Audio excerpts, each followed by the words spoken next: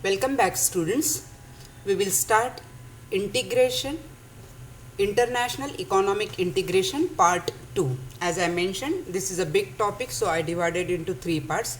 In this part, we are going to discuss objectives of economic integration. Objectives of economic integration. The primary objective of any economic integration is to increase the welfare of the people in the region. Number 1, expansion of market size and economies of scale. One of the main objectives of economic integration is to expand the market size, achieve larger production base, and enjoy benefits of economies of scale. Larger market means more production. This results in economies of scale and producers are able to bring down the cost of production. Second, reduction in trade cost. Economic integration reduces the tariffs and cost of imports, so the demand increases and the firms with competitive advantage in production gets benefit. Third, employment generation.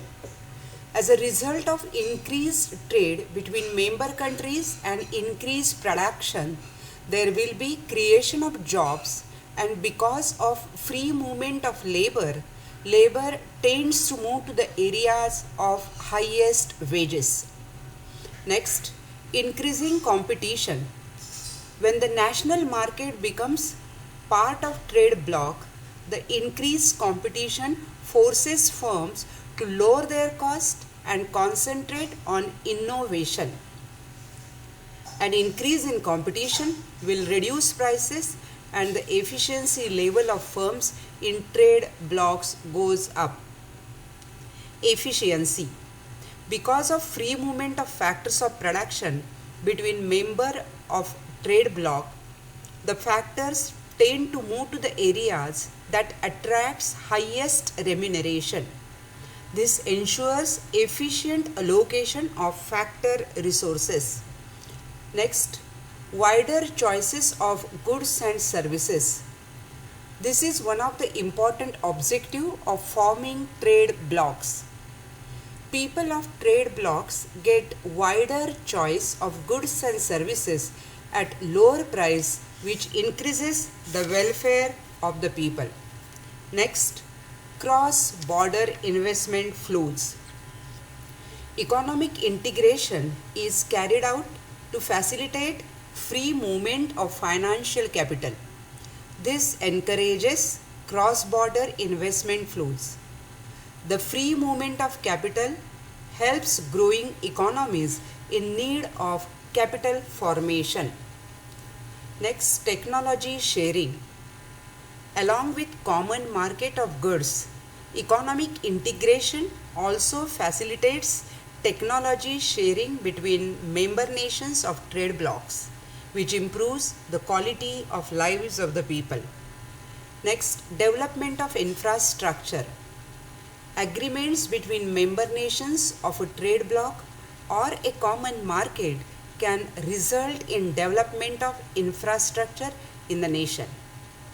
Next, political cooperation and conflict resolution.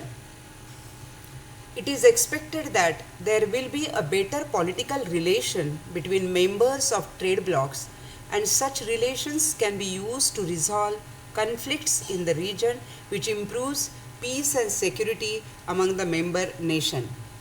Next, now disadvantages of economic integration. Number 1, regionalism versus multinationalism.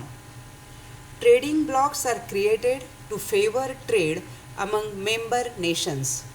So, the trade policy of bloc will be characterized by bias in favor of participating countries. By pursuing regional integration, trade bloc promotes regionalism. Next, loss of sovereignty.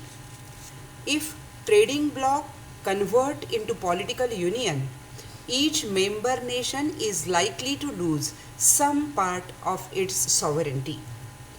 Next, foreign investment and local concerns. There are free movements of capital between member nations of a common market.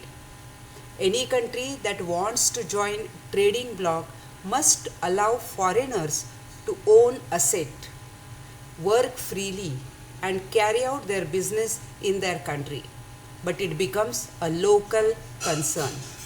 Next, increasing interdependence. Trading blocs increase trade among participating countries.